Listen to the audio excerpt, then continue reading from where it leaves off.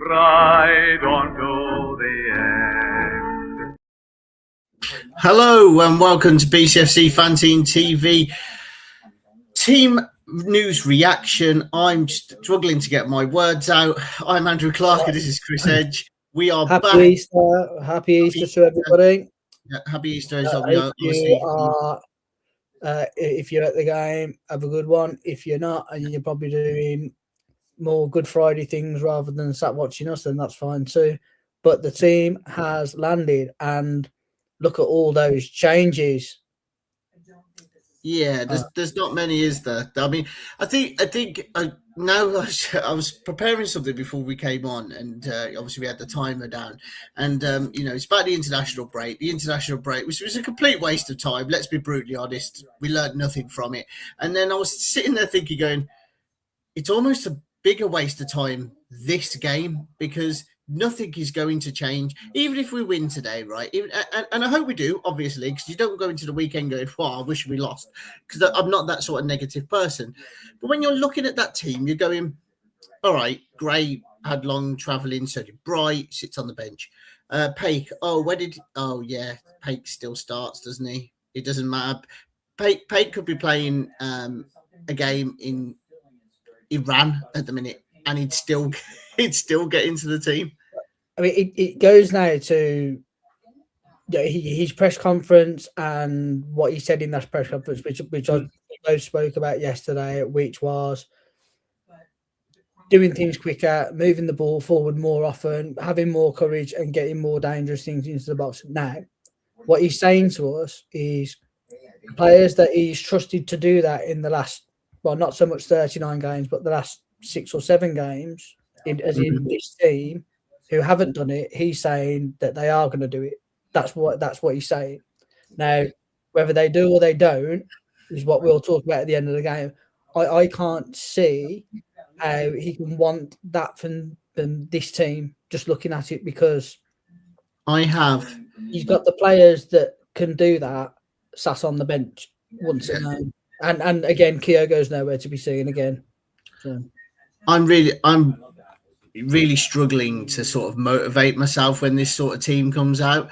I think, to be honest, like you said in his press conference, we've identified these issues, the issues that were identified by most of Birmingham City fans sort of in December, when we were on that poor run of form, those things that, we're not paid to do, but everyone can see it with their blind eye, with their own eyes. I'm sorry. I'm sorry, guys who are live. I am actually dying with the flu at the minute, so I'm completely all over the place.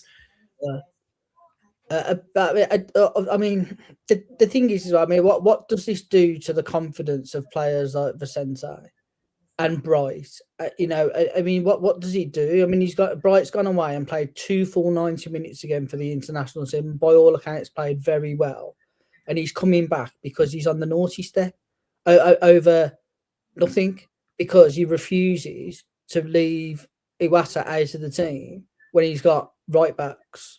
I mean, to be honest, I get comes down to. Hang on, before we go, I get putting Laird at right back. I do. I get that, because Panzo or Robinson out there just isn't going to work for the next 5 games. So I get that. However, it's just that flat out refusal to shift a player who he sees as his key players, who, let's face it, haven't been out of the team. I mean, what does that do to these confidence? I mean, Priska, he can't get in the team ahead of a striker who scored 1 in 25 games. They're 1 goal in 25 games, and 7 million signing can't get in the team. I think with Priska, he's kind of said that there has been an illness, and he obviously scored midweek for Denmark under 21s, and obviously the future is pretty bright for him. But I think, to be honest, you look at that bench and you think Phil Neumann, right?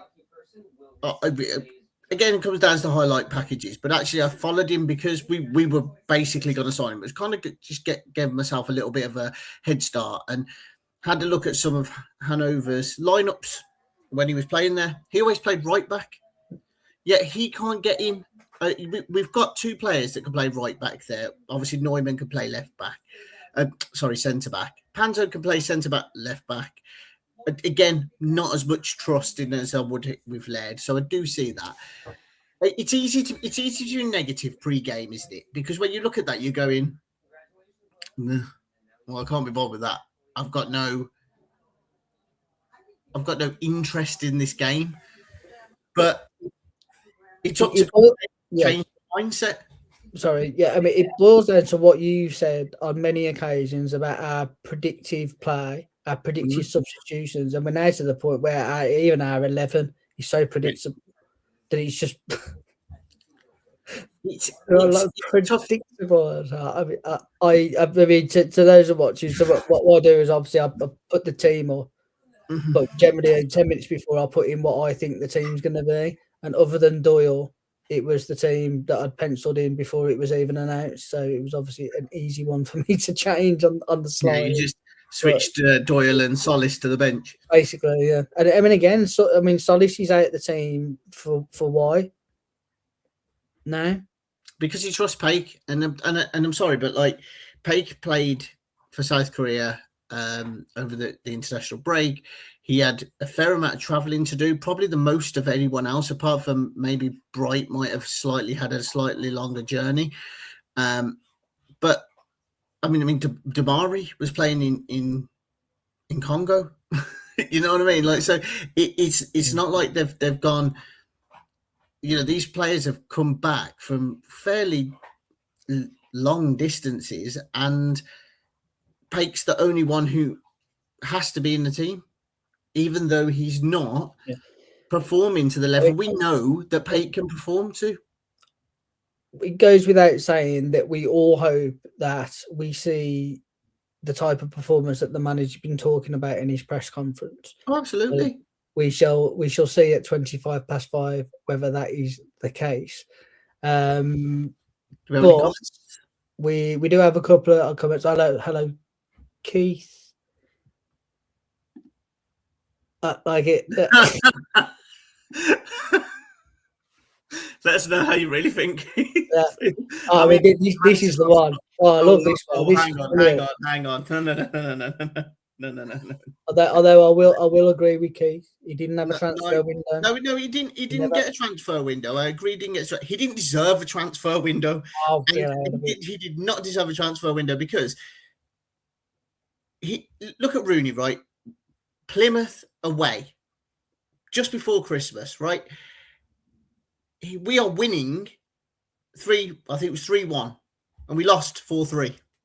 Well, that was Christian Bedick getting sent off ridiculously, by the way. That was but no, hang on.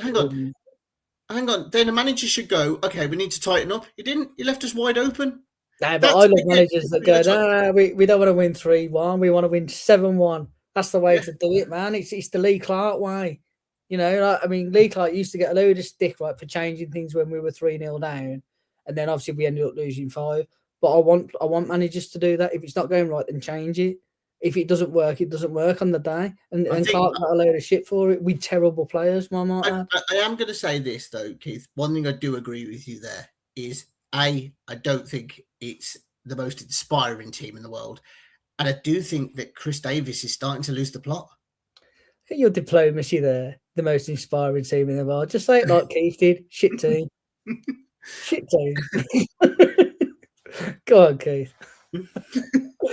But yeah, I mean, we've been banging up. I mean, it needs. When we said just before we come on air, really, I think, and as people that do these kind of broadcasts and chats and everything now, it does seem that people are maybe just waiting for this season to end, and it's all a little bit deflating. And you know, I just personally can't wait for this season to be over, because I don't think the next 7 games are going to tell us anything, because he's clearly decided who he does and doesn't want here at the end of the season.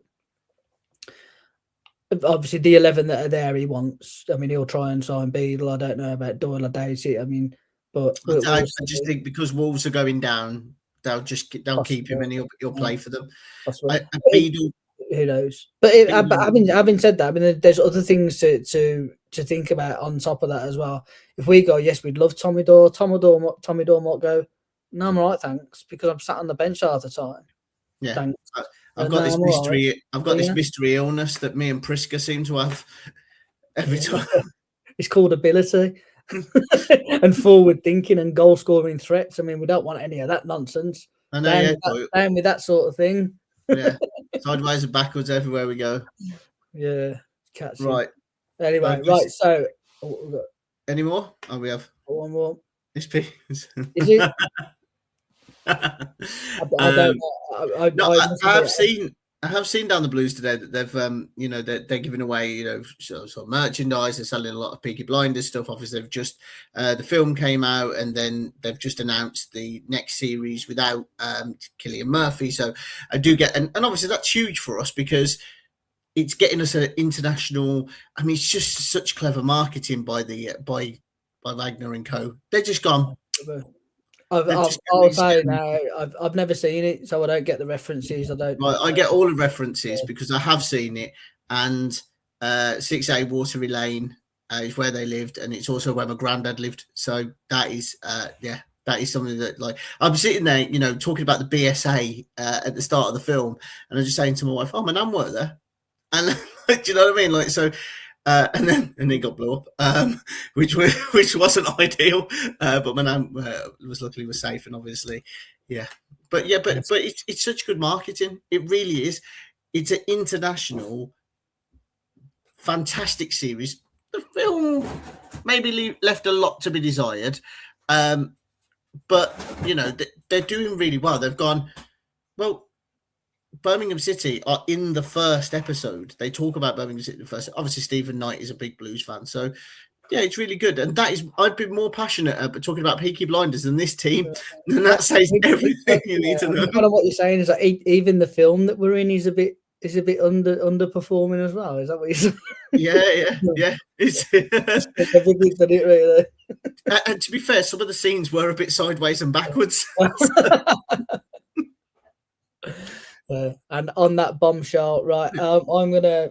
I don't think there's much more to say, is there? Before we either completely put the last episode of the live review out, because it might be exactly the same. Or something might actually happen. But we'll see. So we're back at 5:25. Yep. Hope to see you there. Get your comments in. We'll talk about the game. We'll try and have a bit of a laugh and a bit of a look forward as well. If there's anything that happens, get him in the team. Get him in the team.